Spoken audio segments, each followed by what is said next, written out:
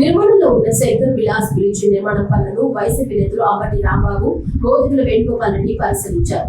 ఈ సందర్భంగా మాట్లాడుతూ శంకర్ విలాస్ బ్రిడ్జ్ నిర్మాణ పనులు పరిశీలించేందుకు వైసీపీ నాయకులు అందరం వచ్చామని, గుంటూరు పట్టణానికి ఎంతో ప్రాముఖ్యత కలిగిన బ్రిడ్జ్ శంకర్ విలాస్ బ్రిడ్జి అని, పెరుగుతున్న ట్రాఫిక్ రద్దీని నియంత్రణ చేసేందుకు పాత బ్రిడ్జ్ ని కూల్చివేశారని, సింగిల్ పిల్లలతో ఒక ఐకాన్ బ్రిడ్జ్ నిర్మాణం చేయాలని గత టీడీపీ ప్రభుత్వ పెద్దలు డిపిఆర్ తయారు చేశారని, హిందూ కాలేజీ నుంచి లాజ్ సెంటర్ వరకు బ్రిడ్జి నిర్మాణం చేయాలని ప్రజలు కోరారని, కానీ మంత్రి పెమ్మసాని చంద్రశేఖర్ సేతు బంధనం పథకం కింద 100 కోట్ల ఖర్చుతో బ్రిడ్జి నిర్మాణం మొదలు పెట్టారని, 2 వైపులా 12 చొప్పున సర్వీస్ రోడ్డు వేయాలని, విజయం లేకుండా అహంతో మంత్రి పెమ్మసాని చంద్రశేఖర్ బ్రిడ్జి నిర్మాణంలో పోయారన్నారు.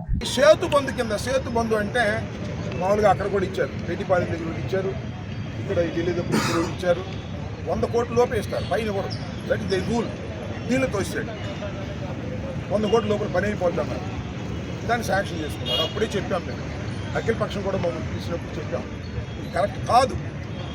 100 కోట్లతో ఏదో సేతు బంధు కింద కేంద్ర ప్రభుత్వం దగ్గర నుంచి మీరు తీసుకురండి, కానీ కనవా చోట్ల వేసుకోండి. కానీ ఇలాంటి పెద్ద సెంటర్లో అది వేయటం తప్పు అనేది చాలా స్పష్టంగా నేను కూడా చెప్పాను, మా పార్టీ మీటింగ్లో కూడా చెప్పాను, మీరు చూసే ఉంటారు.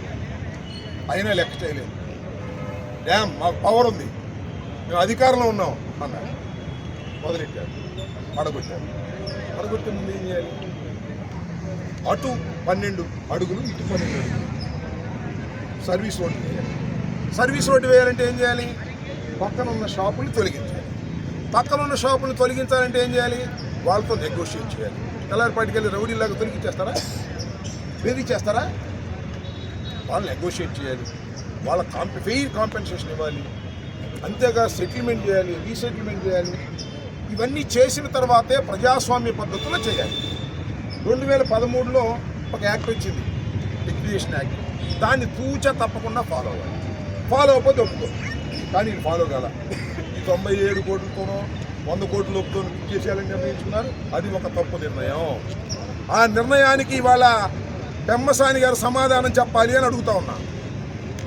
అహంతో మాకు చేసినటువంటి పని. అధికారం ఉంది, డబ్బు ఉంది, కేంద్ర మంత్రిని అని అహం.